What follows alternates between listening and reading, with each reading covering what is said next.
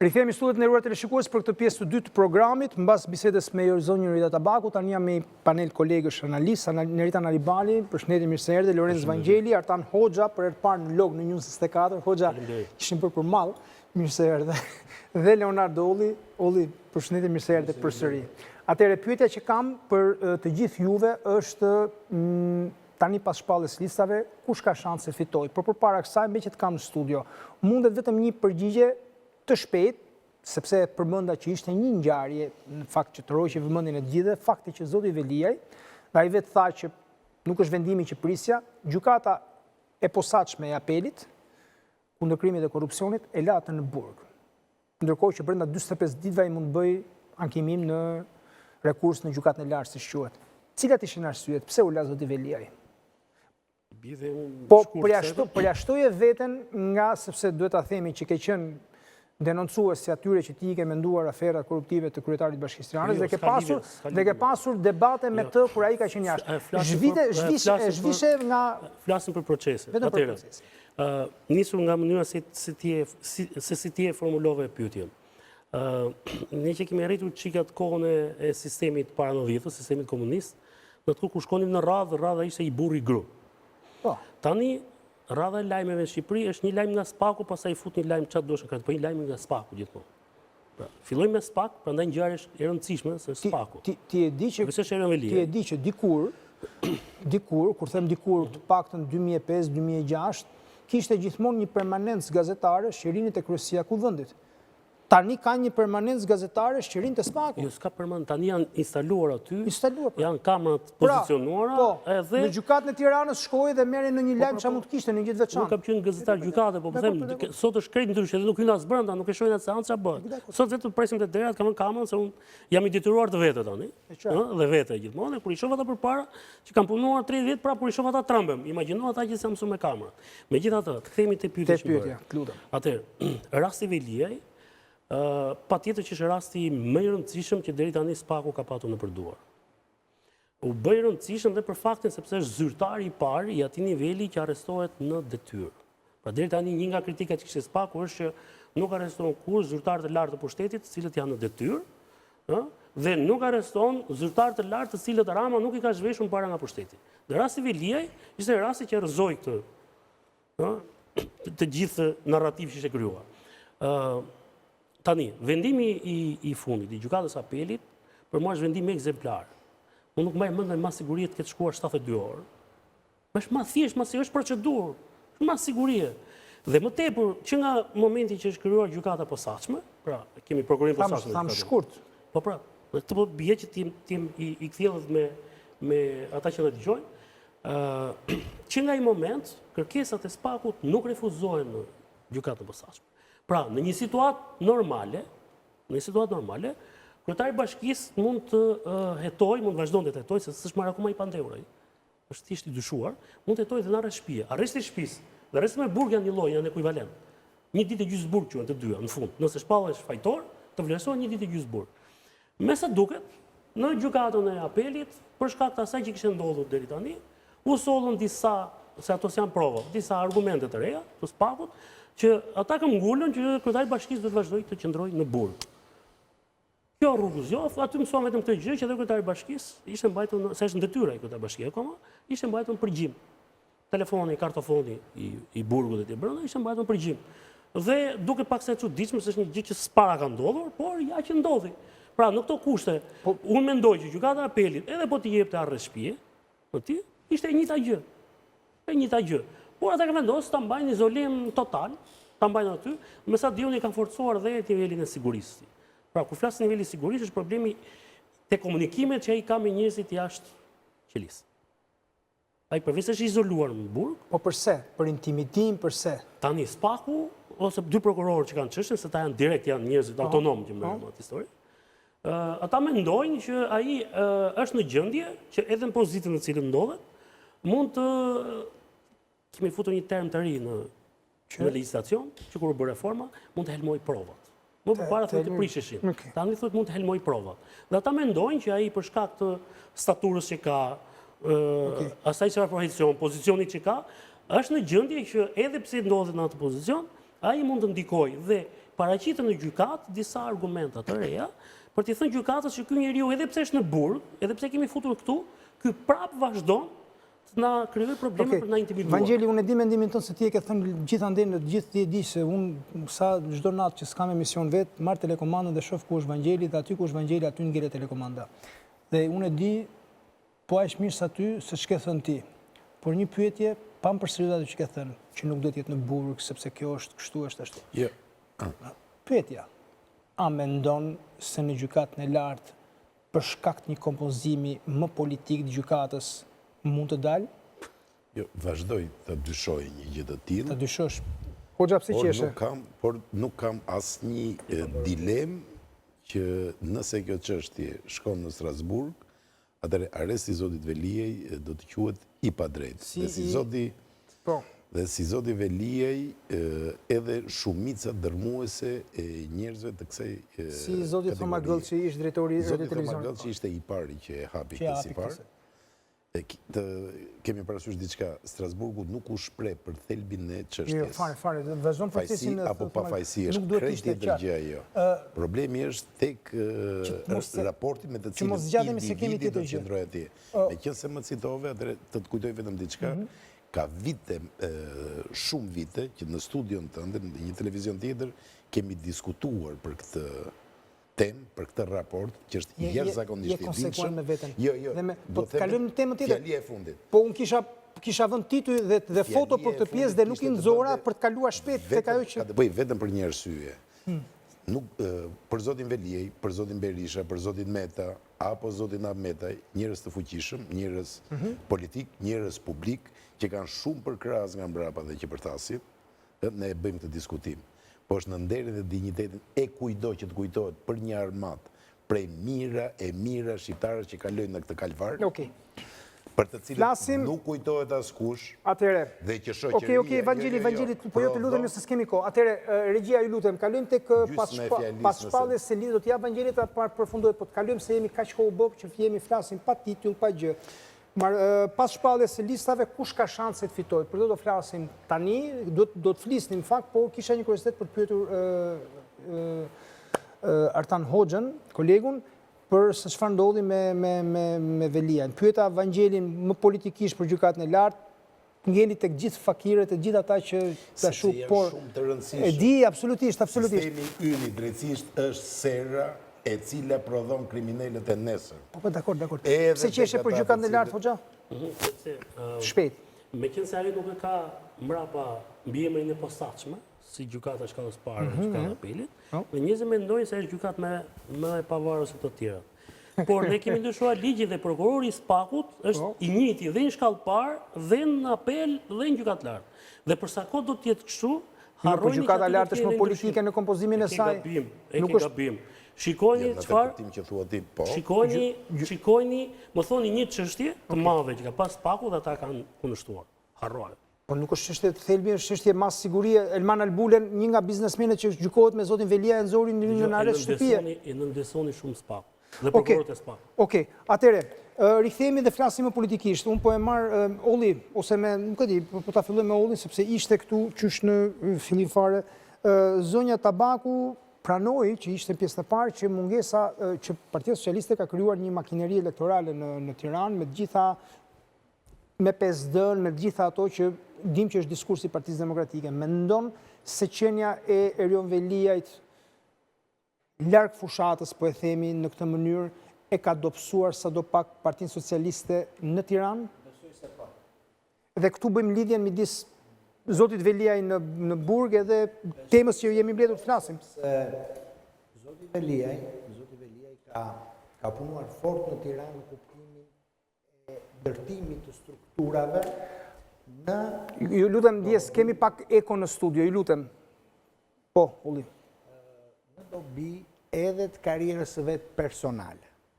Te kam konstatuar edhe gjatë kohës kur kam qenë antar i Këshillit Bashkiak, ka patur si synim kryesor edhe forcimin e pozitave të partisë, por brenda të njëjtës kohë, duke përfituar edhe duke mësuar nga eksperienca e Edi Ramës për si 11 vjet kryetari i bashkisë, ndërtoi një strukturë të lidhur fort me veten e vet, e cila pa diskutim ka patur rezultatet në zgjedhjet e 2021-shit, ka patur rezultatet në zgjedhjet e 2017-s, e dëshmoi pavarësisht situatës së zgjedhjeve të fundit lokale, dhe ishte në këtë lloj mekanizmi, do të thoja, goxha të lidhur dhe të strukturuar mirë.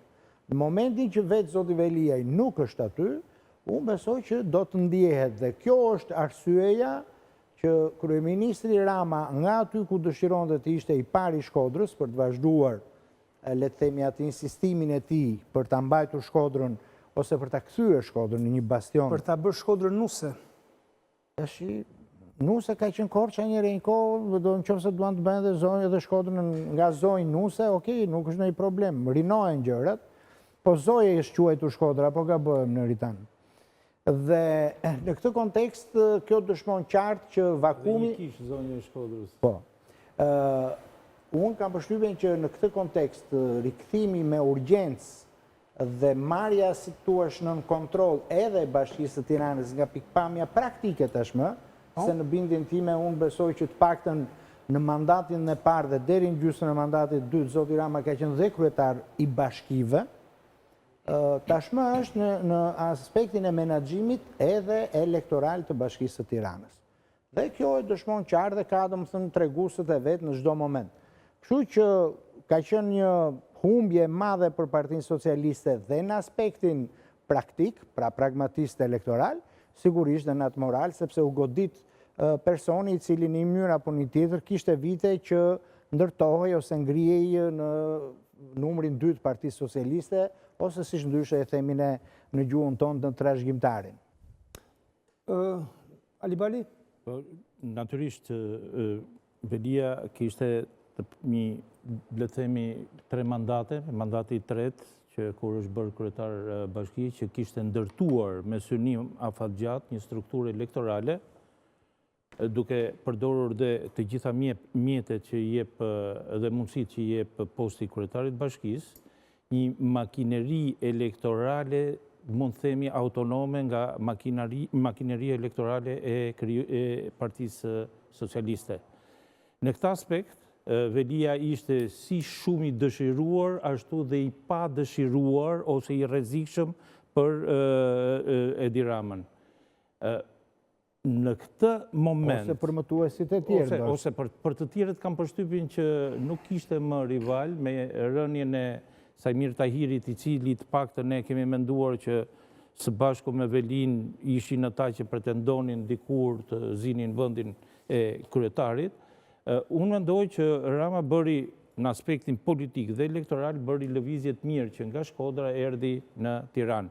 Dhe unë mendoj që atë dëmin në aspektin elektoral përsa i përket strukturës organizative, unë mendoj që Rama e ka sfumuar, pra ardhja e Ramës në Tiranë, pa tjetër, dhe marrja ndore të gjithë kësaj strukture, konsolidon vetë organizimin e përgjithshëm të Partisë Socialiste përsa i përket zgjedhjeve. Atëherë, një pyetje për gjithë ju që e bërë zonjës Tabaku. Partia Socialiste në listën e hapur të Tiranës ka shumë figura politike të rëndësishme që sinqerisht domethënë më habisin pse janë dhe nuk po përmend ata që njohim ne, po përmend ata që kanë ka pasur një pozicion politik dhe janë dikushi në Partinë Socialiste. Kanë parasysh të zonjën Anila Denaj, Blendi Gonxhe, Blerina Gjulameti, Erion Braçe, Monila Felaj,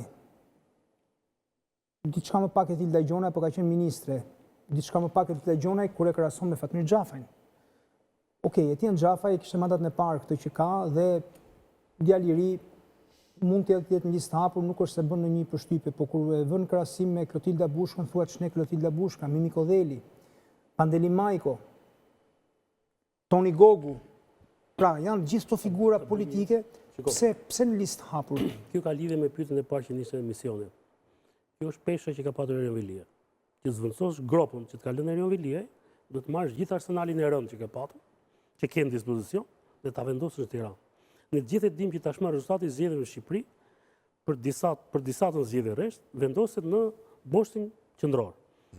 Elbasan, Tiranë, Durrës. Ne e dim si del Veriu, e dim si del Jugu. Shkodra është çik me pikpyetje këtë herë. Çfarë do që të ndodh? Pra, është Fieri është Fieri në jug që mbush gjithë gropat e veriut. Vetëm Fieri. Nuk po them Vlora, po them Fieri. Po i fare në Berat. Pra, boshti qendror, Elbasan, Tiranë, Durrës ose Nasjetas vendos fatin e zgjedhjeve. Tirana, që i shtruar dhe i mandat me 37 mandate, dashur për dashur, ka marrë primatin dhe aty vendoset fati i këtyre zgjedhjeve. Dhe me qenë se ka ikur një aktor shumë i rëndësishëm, Erion Veliaj nuk ishte një makineri e thjeshtë. Struktura që kishte Erion Veliaj, Duhet t'ja shpjegojmë qytetarëve që nuk bëhet fjalë për një individ. Bëhet fjalë për një individ që kishte drejtor, ish drejtor, kishte njerëz. Erion Veliaj kemi parasysh një njeri që përfaqëson mbrapa një lob shumë të madh ekonomik, politik dhe ndaçe dhe të botës nëndheshme. Pra, mbrapa Erion Velis, ai nuk është thjesht Erion Velis. Dhe që janë të mërzitur sepse kishin lidhur në një farë mënyrë qerren e tyre me karrocën e tij ose me makinën e tij dhe por sepse ata kanë kontribuar, ata, të gjithë. Edhe ata që janë arrestuar nga veriu deri në jug, janë kontribues, ata janë të mërzitur. Do dalë valla se ne të kena ndihmuar të marrin pushtet ose me mbajt pushtetin. Pra, nuk është thjesht të mërzitur. Mërzitur është punë e madhe se kalon mërzia. Por ata janë të merësisht të shqetësuar, sepse kanë marrë një kolpë të madhe. Njeriu garanti i tyre ishte ky person. Kështu e ka ndërtuar Rama. Pozicionin që ka thënë. Dhe për të mbuluar pikërisht këtë pozicion të Erion Veliajt, Rama si ishte dash, Erion Veliaj ndërkohë ishte në detyrë dhe ai po e zvendësonte, po e dublonte. Shiko, vetëm intervista e Dëmër Agimi Petrakoçit, më lanë kombinat tha po më sollën Gonxhën. Në moment që vjen një ministër, ai deputeti që s'ka zgjendor është morë koti. Fakti që ti në Tiranë ke përqendruar të gjithë artillerinë e rëndë që ke, do të thotë sa i rëndësishëm ishte Erion Veliaj, dhe kjo është e qartë. Dhe ai dhe Rama prandaj u vendos dhe vetë në krye në Tiranë, për të zvendësuar, sepse makineria e Erion Velis ishte një makineri që nuk punon pa Erion Velin. Makineria e Erion Veliajt është një makineri që nuk punon pa Erion Velin. Nuk punon pa Erion Velin. Interesante. Unë mendoj se përveç Erion Braçes, Fatmir Xhafës, Pandit dhe ndonjë tjetri, të gjitha ata emra që janë aty që përmende janë thjesht dhe vetëm prodhimet e Dramës. Pra, e Drama i ka marrë nga hiçi, i ka bërë ministra, i ka bërë deputet, i ka dhënë zë, i ka dhënë emër, u ka bërë PR, i ka lavdruar, i ka lançuar, i ka ngritur, i ka dhënë emër. Prandaj në këtë aspekt them që edhe lista e mbyllur që Rama po bën nga një hiçi njerëz të pa identitet politik dhe pa identitet intelektual, mendoj që do të jenë dhe ata prodhime të Ramës. Dhe këto figurat, për cilat ka investuar Rama, Rama u kërkon të kthejnë investimin brapsh. Pa diskutim që një pjesë prej tyre janë evidentuar, një pjesë jo. Kemi Petro Koçin që është nga garda e vjetër e Partisë Socialiste i cili përjashtohet, del nga konkurrimi. Pra unë mendoj që patjetër Erion Veliaj nuk e ka mbështetur makinerinë e vet, mekanizmin e vet tek ta. Erion Veliaj ka mbështetur mekanizmin e vet te biznesit, te drejtorët, te strukturat, te njerëz të tjerë, te artistët, domethënë në një, le të themi, në një mjedis jo i superstrukturës, por në një mjedis shumë punëtor, shumë i organizuar, të cilët i jepnin atë rezultat që ai ka marrë në 3 zgjedhjet. Nëse më lejon Endri të shtoj një diçka, Patjetër. se gjithnjë themi mekanizmi. Zoti Vangjeli po ma bit me eshin e tij. Jo, me shumë kënaqësi, do të thënë, po vetëm dua të them Po na lënë të diçka. gabojmë dhe Pa diskutim. I fundit gjithnjë ka avantazhin. Okej. Ka dy element thjesht do t'ju them, i cili vjen një si rezultat i ligjit funksionimit qeverisë vendore dhe një si i rezultat personal i aftësisë së zotit Veliaj. I pari është fakti që të gjithë drejtuesit administrativ të ish komunave, bazuar me ligjin e ri të qeverisë vendore, hemërohen dhe shkarkohen pa absolutisht asnjë lloj problematike nga kryetari i bashkisë. Pra nuk ka fare përgjegjësi, pra as pozicion civil, as gjyqe. Emërohen dhe shkarkohen sa herë të dojë kryetari i bashkisë. Pjesa tjetër e asaj që flasim ose që njihet si patronazhimi ose tjera, erdhi në mesin e mandatit parë të zotit Veliaj, pikërisht me punën e jashtëzakonshme që bëri, që unë e kam quajtur që atëherë i proces të politizuar maksimalisht, deri në zgjedhjen e personave përgjegjës të pallateve. Administratorëve të pallateve. Administratorët e pallateve. Tani e imagjinoni se çdo të thotë një lloj Organizim kapilare. si në kohën, me qenë se ne të dy e njohim mirë atë sektor, po dhe Lenci, në kohën e fushes, se kush ishte roli portierëve në Paris, në rregull. Se nuk ka asgjë, nuk është e rastësishme. Konsiershve. Konsiersh. Pra, kështu që të gjithë administratorët, pa dashur të fyejnë ndonjë të gjitha me radhë, në një mënyrë apo një tjetër, për aq kohë sa u vu sistemi në fuqi, disa i zgjidhin vetë banorët, disa zgjidheshin nëpërmjet siç e parashikon ligji me suportin, ishin një informacion i jashtëzakonshëm në database-in e Partisë Socialiste. Vetëm këto të dyja. Ty ndërpres pak. Atëherë biem dakord që SPAK-u, kjo strukturë që është për të marrë seriozisht sipas Hoxhës, nuk e nxori zotin Veliaj as në apel, ndërkohë që edhe mund të kishte dalë dhe avokat të mirë ose gazetar të angazhuar, si ta mbaroj. Domethënë thonë që nuk duhet, as Vangjeli nuk e mendon kështu, as Max Haxhia nuk e mendon kështu, po e përmend Maxin se ka dalë dhe publikisht plus. Por e latje, biem dakord këtu në këtë tavolinë ju që të thoni që është një humbje e madhe për Partinë Socialiste. Okej, s'po hy faktit që Është një grop e madhe. Grop. Kjo tregon kjo për mua në një farë mënyre hedh poshtë argumentin që atia ka bërë Rama, po s'po merremi me këtë. Pyetja tjetër që kam, duke pasur parasysh se nuk është vetëm të biesh me këmbët tua, në tenis ka atë që quhet enforced error, pra kur kundërshtari në vend ta kaloj topin mbi rrjet, i bie te rrjeta dhe futet, më bën vetë gabimin. Po nga ana tjetër ne kemi një listë të Partisë Demokratike. A është kjo listë konkurruese mjaftueshëm për të vënë në dyshim gjithë këta radhë figurash politike të Partisë Socialiste në listë të hapur që janë atje për të mbushur gropën e Erion Veliajt, për të maksimizuar rezultatin e tjerë? Pra dalim te lista e Partisë Demokratike. Vangjeli, po ta fjalën ty se ke folur më pak. Mund t'i miksosh si të duash. Duke miksuar të parën, natyrisht boshti i Shqipërisë qendrore, Tiranë, Durrës, Elbasan përcakton rezultatin. Tirana me një mandat të shtuar është në planet dhe në perspektivën e socialistëve që të jap disa deputet shtesë që të bëjnë diferencën dhe që të teorikisht të kalojnë në numrin 73-74 në projekcionin më pesimist për ta. Përqendrimi i gjithë këtyre njerëzve ka të bëjë pikërisht me këtë gjë që të rëndësishëm, të themi, të socialistëve, disa ministra në këtë listë, apo dhe njerëz të cilët janë punëtor të votave, disa të tjerë, bëhet pikërisht për të maksimizuar. Orlando Rakipi, ajo në zgjedhjet 2021 ishte ai dhe Fatmir Xhafa që thyen hersin apo jo, më Hoxha? Votat. Tani bëjmë një arsyetim. S'ka nevojë të jesh, më fal, kjo duhet të them, s'ka nevojë të jesh figurë e rëndësishme politike spikatur për të marrë vota. Prandaj të thash, edhe faktorë të tjerë të cilët merrnin vota. Edhe mbasatit? Po. Tani, ajo çka do të thosha është të bëjmë një, më fal, të bëjmë një vlerësim në të përkundërt. Çfarë ngjyre do të ketë vota e Erion Veliajt atje ku ndodhet, sepse dhe ai do të votojë.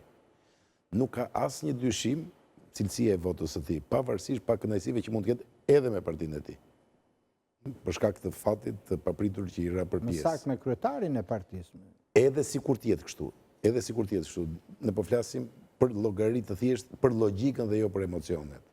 Do ta kishte shumë herë më keq nëse do vinte kundërshtari në qeverisje.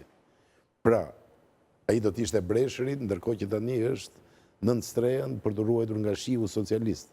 Pra, Erion Veliaj do të jetë sërish një votë socialiste dhe do të jetë një fishkëllim pra sa mundet për t'u dhënë një apel të radhës edhe mbështetje dyshoj këtë, Vangjeli, po megjithatë është e drejta jote të japësh mendimin tënd. Është logjikë e ftohtë. Është logjikë dhe jo emocion. Nga kontaktet me njerëz më rezultojnë që janë shumë të mërzitur dhe të deprimuar, qoftë edhe për faktin që kishin lidhur fatin e tyre me karrierën e zotit Veliaj. Po të flas për cilësinë e votës së zotit Veliaj. Orent, shiko, di çfarë mund të ndodhi, ja vetëm një argument. Logjika e tij është se do të vazhdojë të votojë Partia Socialiste. Një sekond, nuk vë në dyshim që socialistët do votojnë PD-n. Por Partia Socialiste, dhe unë mendoj që Edi Rama këtë frika, është që njerëzit e dekurajuar nga arrestimi i zotit Veliaj, socialistët apo tarafi ti thjesht nuk do dalin në votime. Dhe do ketë Firo si shpati PD-ja në 2023 që pati një 200 vota Firo se thjesht demokratët jo se vajtën votuan Edi Rama, por nuk dolen votonin se ishin mërzit me partinë e tyre. Dhe kjo është frika që mund të ndodhi. Pa folur për makinerin pastaj elektorale që del terreni fuçalli, këti ma jep mua se ta rregulloj. Prandaj kjo vitrin për qarkun e Tiranës, që Rama ka vendosur emra përfaqësues, ndryshe nga qarqet e tjera ku ti mund njohësh një apo dy njerëz, pavarësisht se je tërë ditën i lidhur me informacionin dhe me informacionin politik, të tjerët janë krejtësisht anonim. Këtë vitrinë e ka ndërtuar të tillë për të shmangur sa të mundet çdo efekt negativ që mund të sjellë kjo. Edhe pakënaqësitë, edhe zhgënjimet e merat të socialistëve, pra për t'i thirrur ata në apel që të shkojnë në votime, sepse secili prej atyre emrave që janë në listën e Tiranës, përmenda fjalën vitrinë dhe kjo është një lloj si shtëpia si në shtëpi kur ti në sallonin e ke të organizuar më mirë, ndërkohë që në dhomat e tjera mund të kesh edhe rëmuj sepse ke mbyllur derën. Atje nuk të shkon vëmendja e fqinjit. Ndërkohë që ke Partia Demokratike për shumë arsye në listën e mbyllur janë ata njerëz të cilët Berisha kujtoi që u bënte apelin ke rrugica e tij, të gjithë ata të cilët e ndoqën pas që në shtatorin e largët të 2021 kur e braktisën të gjithë, dhe pjesa tjetër pasaj e listës është një miksim mes humorit të tij, pak primareve, po që së bashku ka një gjë të përbashkët.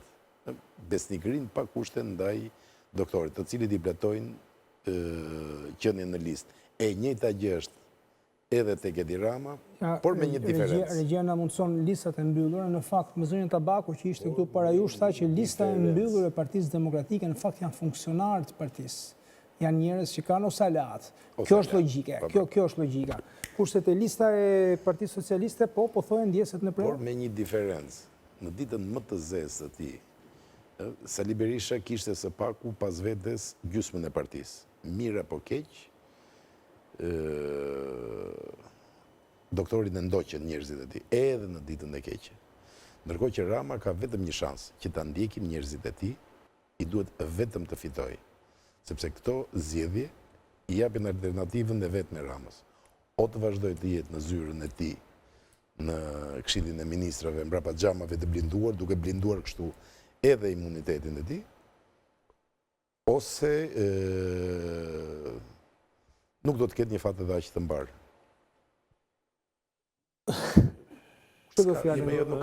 Nuk ka zgjidhje tjetër. Thjesht unë doja të shtoja në diçka. Meqense se odhi një argument që mund të... Po pra, solli një element të ri në diskutim ose përtej pyetjes. Pra Rama dhe Veliaj. Rama ka dy momente, do të thoja shumë të forta, jo thjesht dhe vetëm karrierën e tij, por dhe në raport me vijimet e mëtejshme, ose me rolin e tij në Partisë Socialiste. Nëse ai do të arrijë të rikuperojë çfarë do lloj boshllëngu ose humbje që krijon largimi i Erion Veliajt nga Tirana, ai krijon dy, do të thoja, shtylla të reja, që PS-ja jam unë, përfundimisht, unë jam PS-ja. Pra edhe me Erionin dhe pa Erionin, aty ku shkoj unë, ndodh. Dakor, po pra, por duhet dhe ta dëshmoj, e cila automatikisht lidhet me pjesën tjetër, me anën tjetër të mediales, vijimësin të paktën e dominimit ose e delegimit të çfarë do lloj pushteti në PS, po prej tij. Pra e ka edhe në rafsh individual, personal dhe themi, se pak e kanë kapur këtë skem, e ka edhe në rafshin e vijimësisë të forcës politike. Kjo është e para dhe kryesorja. Çështja e listave tashmë që thatë ju me të drejtë tek Partia Demokratike dhe tek Partia Socialiste është prej kohësh pjesa e asaj që përbën krizën më të madhe të sistemit ton politik sot. Kodi zgjedhor. Pra, kryetarizimi i jetës politike shqiptare. E kemi quajtur kryetarokraci si duash, kryetarizimi. Pra, për te faktit që do të kishim primaret, pas kemi që të përcaktuar në statut, që vendimi përfundimtar do vi këtu. Atëherë, përse i zhvillojmë primaret dhe përse i zhvillojmë dhe në këtë moment? Si njeri që ke bërë jetë strukturash të partisë do mas qarosh, pse bëjmë primaret? Për të kuptuar humorin e bazës? Se kuptohet një farë mënyrë humori bazës, kuptohet.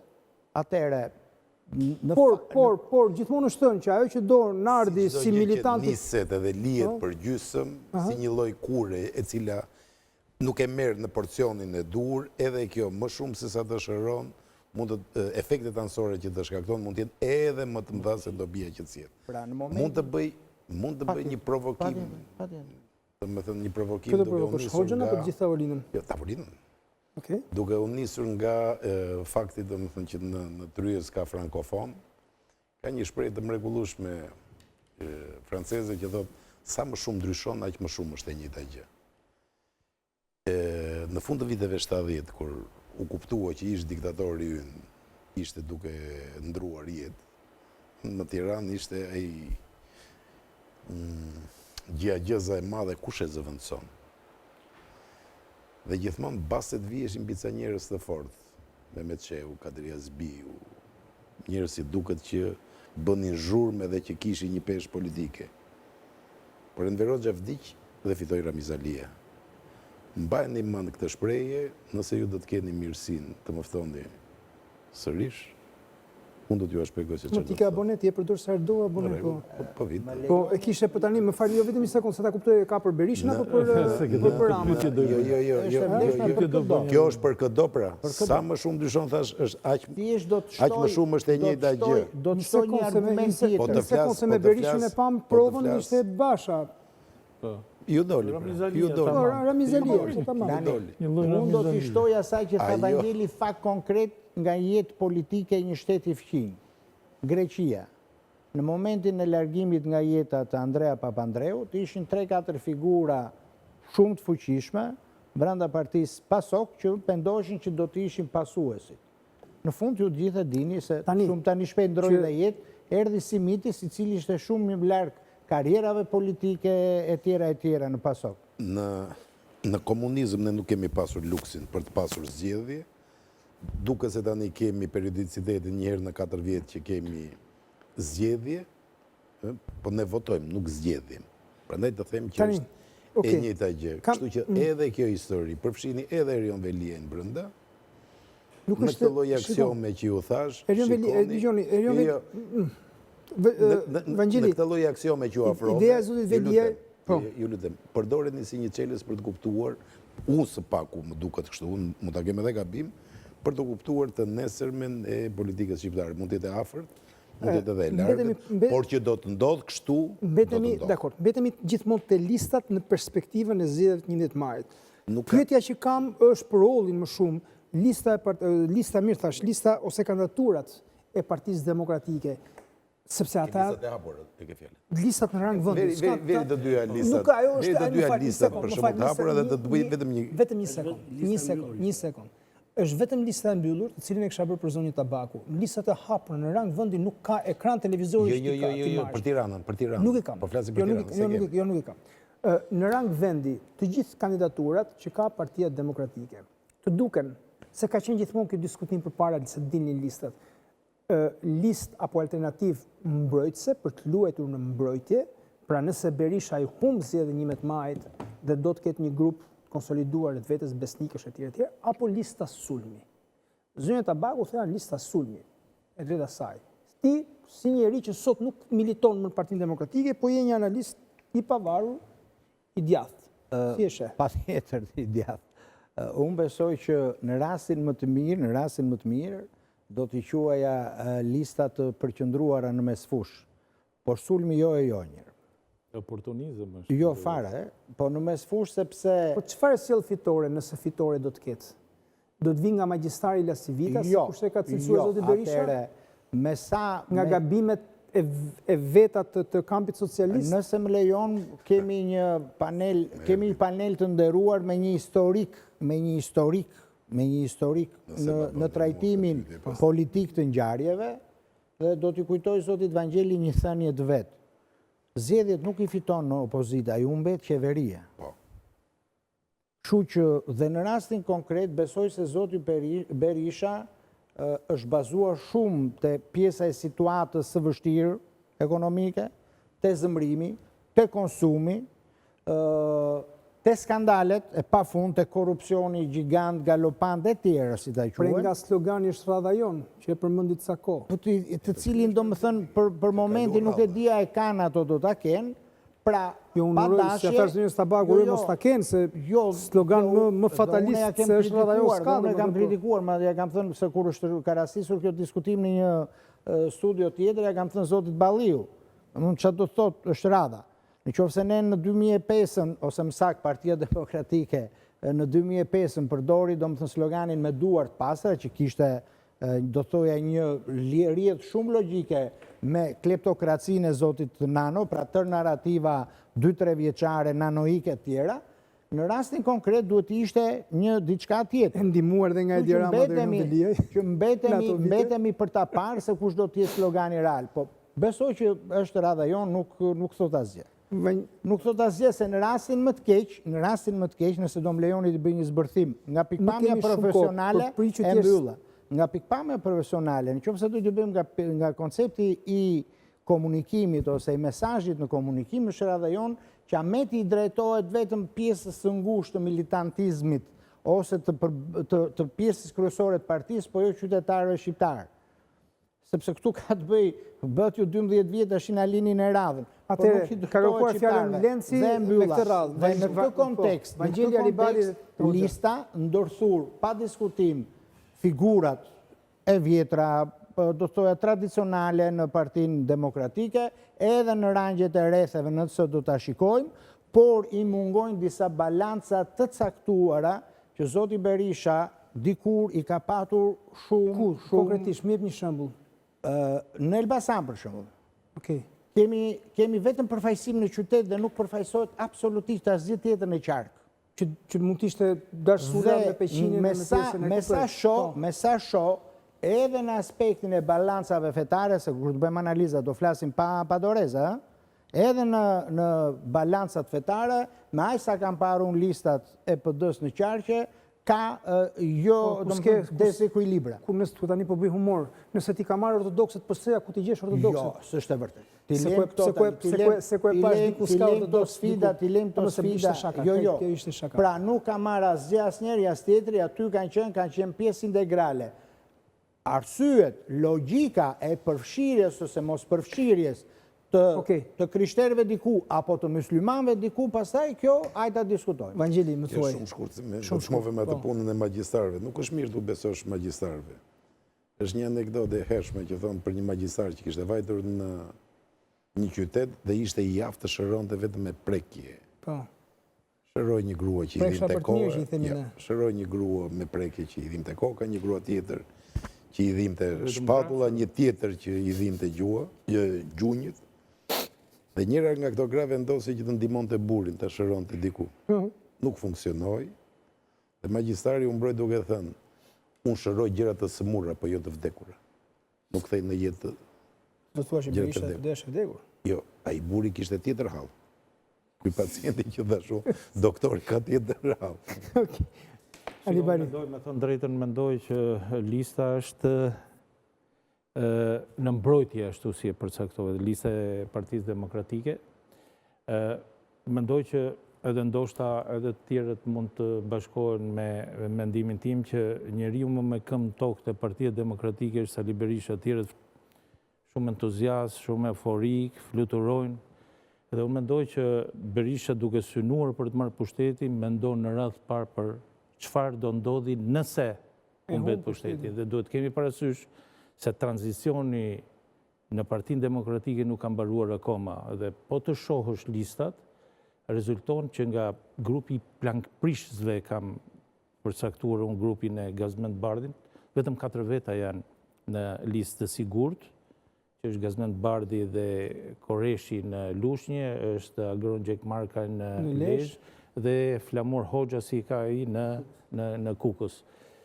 Pra, ne shohim që në një të ardhme në që se humbet, ka shanse të fitojë për kohët gjinore, për shkak të rezervës. Do të ketë një element interesant, jo vetëm të lista e hapur e Partisë Demokratike, por edhe të lista e hapur Partisë Socialiste, që personat që do fitojnë për deputet, do kenë një status ndryshe nga deputetët e listës. Pra, do t'jenë deputet në parlament, të cilët do thonë që ne kemi fituar postin, funksionin drejt për drejt me votë, dhe kam përshtypjen që do jenë më të guximshëm se sa deputetët e listës që janë adhurues të kulteve, të dy kulteve. E dëgjoj Evangelis, s'është nga ana tjetër unë mendoj dhe nga ana tjetër unë mendoj dhe një gjë që thotë do të jenë deputet me këllqe. Disa prej tyre do jenë do të kenë një status politik. Ky sesion parlamentar nuk na rrëfeu një gjë të tillë. Po pra, edhe pse kishte shanse që. Për hir të vërtetës, pothuajse të gjithë ata persona që kanë dalë në listë të hapur, kanë hatërmbetje me kryetarët. Teorikisht kjo që thoni ju. Dhe unë mendoj jo të gjithë, po disa prej tyre do bëjnë më shumë oponencë, do jenë më opozitar se sa të tjerët e listës mbyllur të cilët janë magjistarit. Megjithatë, më fal, unë mendoj që sepse për të kthyer pak mbrapa, unë nuk mendoj që Velia ka aq fuqi elektorale i vetëm tek pull sa ti prishi punë Partisë Socialiste me ato si thua dalje të një numri të madh votuesish të Partisë Socialiste në këtë elektoratin gri. Sepse unë mendoj edhe një gjë.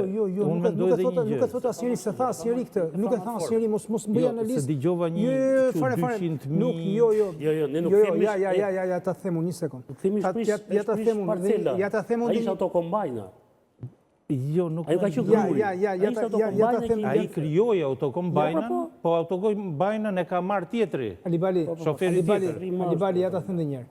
Shumë njerëz, po ta them edhe një herë shumë thjesht për të lëshuar. Shumë njerëz të cilët ishin që nga administrator njësish, që ku thotë Olli që ishin ekskluzivitet i kryetarit bashkisë, dhe nuk jepte llogari njeriu kë ishte kë vinte një kryetar, ndërkohë që me gjithë influencën që ka një kryetar njësie administrative në një bashki të madhe si Tirana, te njerëzit që qoftë artistët që e pam që i dolën në krah, njerëz të biznesit etj. Pra, Erion Velia duhet ta themi ishte njëri që bënte ndere dhe ka bërë shumë ndere. Se sa do të marrin mbrapsht tani këtë situatë vështirë, mbetet ta bëj ai bilancin, por i tillë ka funksionuar. Tani shumë njerëz të cilët mendonin se ky Delfini, ky Pasarsi, ky numri 2 që do bëjë numri 1, do të vazhdonin me të. Dikush është shprehur, kam lindur qerën time me makinën e tij. Në momentin që fati i Endrit, po themi në këtë rast që mos përmend emra, pritet në këtë mënyrë, Endri ndihet i mërzitur dhe sa të rigjej Endri veten te Elisa, te Ogerta, te Gonxhe, ku diun se çfarë, se ka qenë tarafi i Lalierit, po ta themi me gjuhë të thjeshtë dhe popullore, ky njeri ndihet minimalisht i demotivuar për të dalë dhe për të bërë fushat. Nuk po i hy stigmës që shumë njerëz të terrenit të Lalierit e kishin ndjerë duke i thënë më njanojni këta se janë njerëzit e Lalierit dhe e kishin provuar para Lalierit në burg. Pra kjo është frika që Partia Socialiste mund të përballet. Këta nuk përbëjnë një numër shumë. Ta thot Hoxha se sa përbëjnë këta, se unë... Nga ana tjetër, unë mendoj një gjë tjetër, që është diaspora ajo që do përcaktoj fituesin. Makar, inshallah, ajo është tjetër gjë. Kjo është tjetër gjë dhe kjo është... Dhe mendoj që loja po mbaron me diasporën, se Partia Socialiste ka ngrit gjithë motorët në diasporë më shumë më tepër. Nuk e Endri, më lejoni të themi diçka. Nuk e vë bast në diasporën ka shkollëse që vini juve, lutem, diasporën ne mund ta diskutojmë vetëm me një mënyrë. Se ver bastin këtu sepse e humor. Oxha, se nuk ka folur vetëm kaq. Jo, nuk do vetëm kaq dua të them, që të jetë domethënë për diskutim tavolinë. Diasporën ne duhet ta shikojmë vetëm nëse aty në ekran regjia do na mundsoj numrin e tyre për secilin qark. Tani ti thua regjia do na mundsoj. Regjin ti ke punuar, regjis ja jap Nuk unë. kuptove, nuk e kisha regjia se ka fare këta, më po them regjia. Se bësi ata politikanë që vinë thot, na nxjerrni tani thot nga arkiva. Në Tiranë, në Durrës, në Shkodër, në Fier, Elbasan, Korçë. Atëre, ti le me shumicat sepse kjo është çështje aritmetike. Pra numrat. Marrim të mirëqenë që në Tiranë kemi 50.000. Më t'i them unë shifrat në Po mi qast. thoni. Në qast. Edhe hajde tani me i fjalë dhe ti diskutojmë. Ju lutem, kjo është aritmetik. Ulemi aty dhe bëjmë tani rolin e diasporës. Nuk ka të bëjë me Të lutem, me sistemin ton proporcional rajonal ne kemi hedhur në erë votimin. Olli jemi afër fundit programit e vazhdojmë bisedën Po jo ta them. Diaspora do bëj diferencën dhe kjo unë kam bindjen që do ndodhi kështu. Listat të dyja, dy listat kryesore se ato janë në lojë. Po të shikosh, kemi dy variantë, po marr një përshkrim nga se është e freskët e Marta Mërkurra, Champions Liga. Edi Rama tha dhe vetë ne jemi Real Madridi. Pra Real Madridi është e skuadër që të rreth dhe kur lut dobët.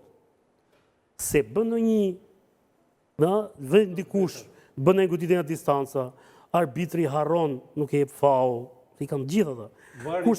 Kurse Berisha, unë e tifoz e Real Madridit vetë, me thënë drejtën. Dhe a ditë që përmendi Rama se ishën para ndeshjes, mos tash ky na fiku, sa ishte ters.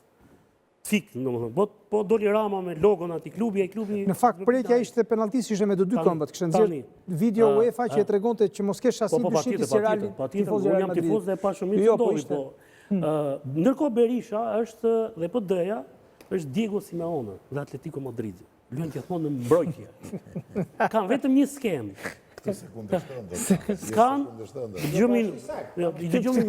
Ka vetëm një skem. Skema Atletikos është shkatërrojmë lojën e kundërshtarit, parkojmë autobusin para portës dhe allasën dëk, po na doli në një gjë përpara, çfarë kemi? Rasim golin. Ky është taktika dhe Simeone e di gjithë dhunjaja që nuk e ndryshon skemën, atë skemë ka bëj çfarë dosh, dhe Berisha bën gjithë gjë. Pra nuk e ndryshon skemën. Berisha do të fitojë me kundërshtar të ndryshëm, se me të njëjtën skemë edhe mund të fitosh ndonjëherë. Po me të njëjtën kundërshtar, Atletico ka rekordin në Champions League. 6 herë ndesh me Real Madridin, me të njëjtën skemë të 6 herë është eliminuar. Pra, kam frikë se edhe këtë radhë Berisha edhe për shkak të rrethanave, se nuk i ka më të gjitha gjërat në dorë vet, edhe pse ka element favorizues, të cilët kanë lëvizur nga 5 nëntori deri sot, dhe ne kemi parë dukshëm.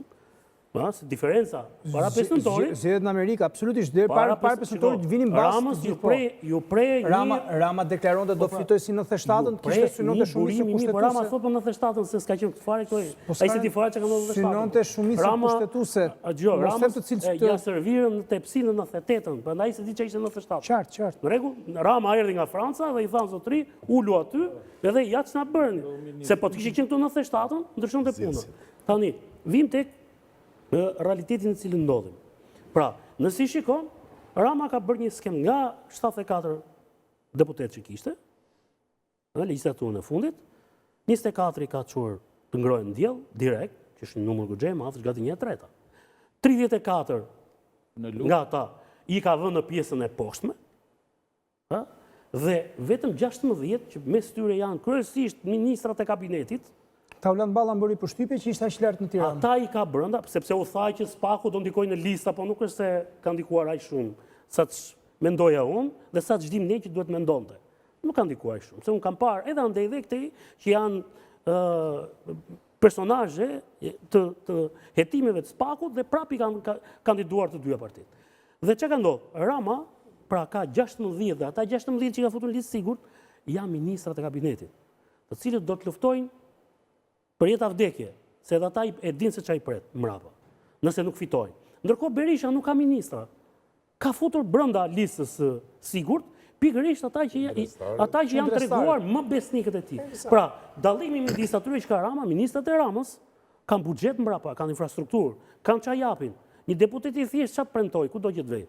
Po kur vjen Belinda Balluku dhe kur ti shefte lista Cenoklosin aty te lista e Fierit, çat kujton ty, çat cila emër, vetë ati votuesit atje, këto emra nuk i ka për herë të parë, i ka të dëgjuar dhe i ka dëgjuar për gjëra për zëra të veçantë dhe ne dim për çfarë dëgjuar ata. Pra, Mësë Klosi është në hetim, jo me diun, po është në hetim për disa çështje. Që si ka më thash, nuk është se SPAK-u ka ndikuar, aq sa ne prisnim. Pra, nuk ka ndikuar aq shumë. Dhe e fundit që dua të them te kjo pjesë është, thash, nëse Rama ka luajtur në sulm, Berisha po luan në mbrojtje. Pra ti mendon që është në mbrojtje. Berisha, për mendimin tim, shoh listën. E verë, lista pra, Shoh listën. Pra te mi mbetur sot. Me këtë listë, Berisha është në mbrojtje. Dhe është i detyruar të luajë në mbrojtje. Pse është i detyruar të luajë në mbrojtje? Sepse ka humbur kaq shumë zgjedhje që ka 2013. Se është çka i vështirë ta marrë skuadrën ta çosh direkt në sulm. Më fal, me një ekip në mbrojtje, nuk fitoi Italia botrorin 82-shin? Po Italia ka traditë. Jo tamam. Ka traditë Italia, mos i ngatroj gjërat. Me ekip në mbrojtje nuk është se nuk fitohet. Po duhet të kesh edhe i Paolo Rossi, jo? Ti fiton në mbrojtje. E di si fiton ti në mbrojtje? Ancelot. Duhet të jetë Reali dobët në sulm që të fitosh ti në mbrojtje. Kështu që në rast ta mbyll. Pra, e fundit që doja të shpjegoja tek këtë pjesë. Duke i parë listat, të dyja listat, patjetër që ato kanë çfarë them unë brenda, vende për korrigjime dhe vetë Berisha e pohoi sot. Që këtë mundësi kishim, pastaj ai justifikua kam dhe latët aty brenda. Por kur arrim puna, se ne kemi dy forca që po vjen se zim çfarë programi kam, ëh? Nuk e dim fare. Nuk kam program. Tani do filloj. Berisha për ka filluar. Po doja ka artikuluar program. Po doja ka artikuluar. Rama thot 2030 do të bëje, po duhet i mandat tjetër për shkuar atje.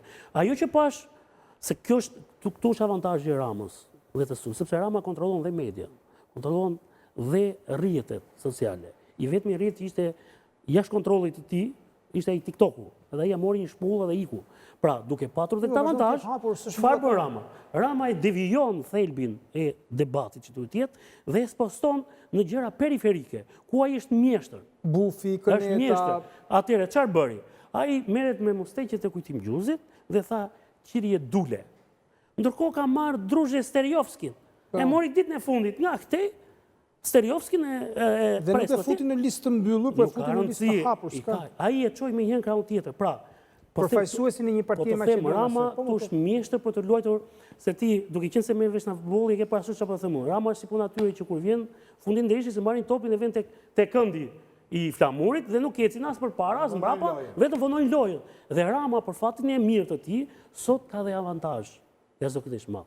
Jo vetëm që kontrollon arbitrin, po Rama kontrollon dhe varin. Arbitrin me gjithë varin brenda. I vetmi dizavantazhi që ofon te Rama sot është i është shpreh linja amerikane. Kjo po, se ka më.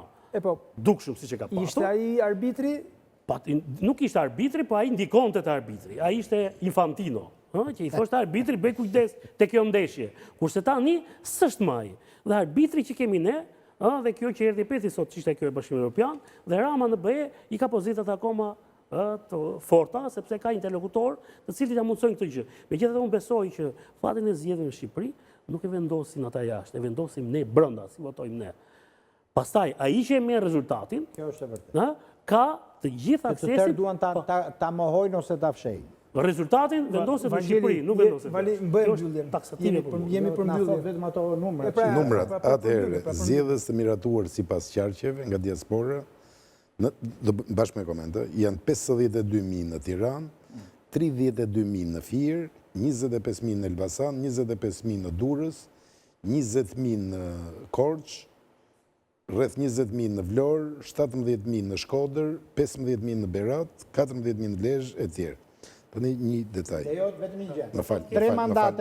4 mandate luajnë në Tiranë. Fituse, aty është numri më i madh. 4 mandate në Tiranë, 3 mandate në Fier, 1 mandate gjysmë në Elbasan, kaq luan diaspora. Po ju them diçka tjetër. Në Durrës janë shtuar 25.000 vota. Në 2021 26.000 vota, një mandat 26.000 vota duhen majorancës në dëm të votojnë të tërë në njërin krah, ka lëvizur për rreth 60 e ca vota. Në favor të opozitës. Një mandat më shumë, kur ishin vetëm 11 mandate, PS-ja mori një më shumë me vetëm 50 vota, 50 vota. Në Vlorë, në Durrës po ashtu. Në Berat gjithashtu. Po pra, këto tre. Dhe janë 15.000 më shumë sërish në Berat. Tani çfarë ka problemi i votave të diasporës? Socialistët e kanë filluar këtë histori prej së paku 1 vit e gjysmë. me anë të sistemit të tyre, kanë identifikuar të drejtat ligjme, të paligjme, s'ka asnjë gjë, formalisht janë të drejtë në tyre, kanë identifikuar votuesit jashtu, kanë afruar asistencë për regjistrim, kanë depërtuar tek ta shumë kohë përpara. Edhe udhimet e Ramës atëherë në Athinë apo në Milano në fillim, ishin përgjigje e këtij synimi. Tani, në qoftë se ne flasim për tabore nga Tirana. Po çfarë rëndësie ka, unë po them fryma ajo që shikohet në ekran dhe ai që është në shtëpi që beson atë që shikon në ekran më shumë se atë që jeton vetë. Tani çfarë ka votimi i diasporës, i cili në të gdhirë të datës 12 maj do të jetë kali beteje së humsit, s'po e them emrin, i cili do thotë që vota e diasporës është e deformuar, fituesi ka vjedhur votën e diasporës. Pse? Sepse ajo është një votë e cila, kështu siç është shkruar në kod, nuk garanton as fshehtësinë, nuk garanton as mungesën e votimit familjar, nuk garanton dot as shmangjen e shitblerjes së saj. Në një familje me 4 votues, nëna, babai, 2 fëmijët, do të votoj babai në emër të gjithë familjes. Nuk them që do të ndodh, por gjasat që mund të ndodh janë dikush të shkon, dikush të shkoj, jo, elektorale e Partisë Socialiste, ke rruga ngjitur të themi, sa aty është puna. që në këmbim të asaj vote, e cila dhe mund të fotografohet, se kush do ta kontrollojë në shtëpi. Unë po them cilat janë mundësitë, cilat janë vrimat në gardhin që do të siguronin shenjtërinë e votës. Dhe për fat të keq, projeksionet optimiste të socialistëve shikojnë që në 2 vota të ardhura me zarf nga diaspora, në 3 vota të ardhura me zarf nga diaspora, ato do të numërojnë 2 për veten e tyre, po edhe nëse është kështu, në një hambar prej 250.000 votash, jestoje me 3, shumëzoje atë numër që të del, njerë me 2, der pjesën tjetër për të kuptuar diferencën. Diaspora do të kishte rol vetëm nëse ishim në proporcional kontar. Një fjali kisha vetëm te kjo pjesa e votës diasporës. Në zgjedhjet e fundit që janë të freskëta sa u bën në Kosovë, po të shikojë të gjithë drejtuesit e opozitës, thoshin do të shikoni votat e diasporës. Aty morën kolpo më të madhe. Aty i mbyti qeveria. Dhe e njëjta gjë është këtu. Di çam kujton ta që si punë këtyre lojtarëve që i rriti stërvit Kosova, në fund ja marrim ne vinte Shqipëria. Ata në diasporë, vërtet, nëse i pyet, nëse flet me ta, nëse shikon me ta, janë të pak kënaqur me atë që është në Shqipëri. Po kur lidhen tek interesat, atëre vetvetiu, interesi ata i çon tek qeveria. Pse? Sepse qeveria para ka këtë infrastrukturën jashtëzakonisht të madhe që të ofrojë diçka, opozita të ofron vetëm moral dhe faktin që duam të bëjmë ndryshim. Mirë, po ai në fundit është atje larg dhe ai mund ta bëjë votimin ashtu siç tha Lenci. Dhe ti s'ke asnjë garanci për ta verifikuar nëse ajo ka qenë korrekte si vot ose jo. Shumë faleminderit të gjithëve që kemi qenë bashkë në të pjesë të dytë me mbashapjes së listave dhe shpalljes së tyre kush ka shanse të fitojë. Falenderoj Lorenz Vangelin, Artan Hoxhën nga ky kraj i panelit i studios, Nerita Nalibani dhe Leonard Dolli nga krahu tjetër. Kemi qenë pjesë në parë programit edhe me Jorida Tabakun. Nderuar teleshikues, pas një pauze shumë të shkurtër publicitare, do të kemi mundësi të ndjekim një speciale që tregon momentin ceremonial të vendosjes së bashkëpunimit mes Universitetit Luarasi dhe London School of Economics e Universitetit Londrës. Është një nga shkollat më prestigjioze, nga më të rankuar dhe është një fat shumë i madh për studentët shqiptarë dhe jo vetëm, edhe ata në Ballkan, studentë rajonit, të cilët pa dashur të harxojnë sa do të harxhonin për të shkuar në Londër, mund të vinë në Tiranë, në Universitetin Luarasi dhe të marrin një diplomë nga London School of Economics në 3 programe. Ndiqni këtë speciale, ju falenderoj që na keni ndjekur dhe bashkë mirupafshim.